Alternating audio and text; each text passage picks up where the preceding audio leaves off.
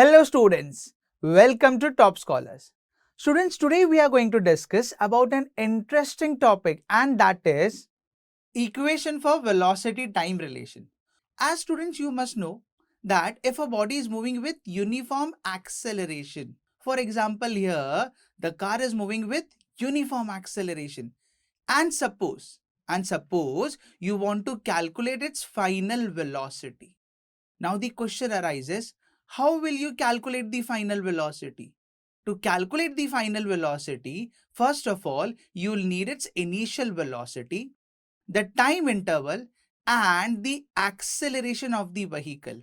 If you have all these three values, initial velocity, time, and acceleration, then the final velocity can be calculated as V, it is equals to U plus AT. So what is the formula? V, it is equals to U plus AT. And this is only applicable when the vehicle is moving with uniform acceleration. The SI unit for velocity is meters per second. So this is basically your velocity time relation. To learn more about this topic, download Top Scholars app.